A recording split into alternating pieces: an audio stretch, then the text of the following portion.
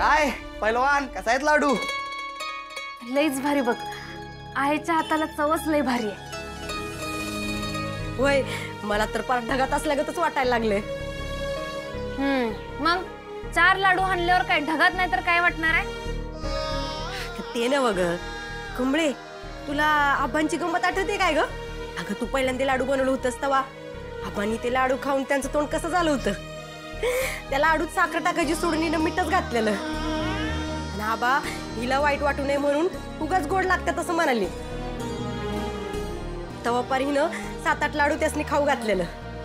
जेव्हा सरू काकीला कळलं तेव्हा ती बी घ्या खा तुमच्या लाडक्या नातीचं हातचं लाडू म्हणून 2 लाडू त्यांच्या तोंडात कोंबल्यालं.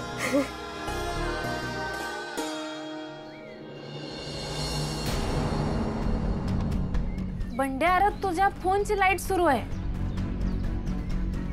फोन आलाय का बघ, नाही तर तू आता बोलत होतास ना, तोच फोन चालू राहिला काय? ती गडबडीत विसरलो मी. अगं मित्राचा फोन चालूच राहिला. मित्राचा फोन आहे, जरा महत्वाचा आहे. मी आलो बघून, मी आलो. हॅलो सरू काकी, आता तर तुम्हाला पटलं ना आपली कमळी एकदम मजेत आहे. होय रे, तू बोलतो ते शब्द खरं आहे. माझी कमळी बरी आहे बघ. तुम्ही आता काय बी टेन्शन घेऊ नका, निवांत राहा. आणि ऐका, तुम्ही स्वतःची काळजी घ्या बरं का. मी ठेवतो आता फोन.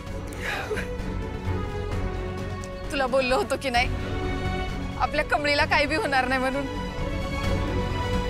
चला पोरींनो, निघतो आता मी. अरे काय र, आत्ता चाला आणि लगेच निघालाच बी? जरा मुंबईत महत्वाचं काम होतं म्हणून आलतो. काम झालं की येतो की माग.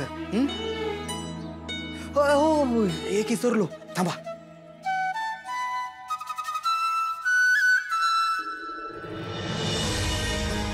घ्या, सरू काकींनी तुमच्यासाठी ड्रेस दिलेत.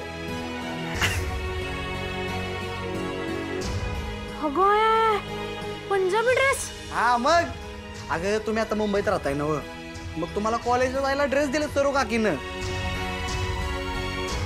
येतो. ओ पैलवान, काळजी घ्यायची काय स्वतःची.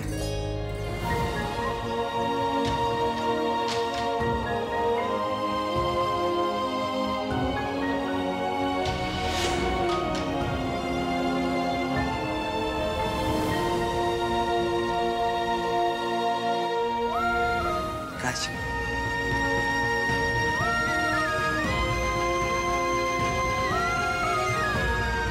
बंड्या, तू बी काळजी घे र.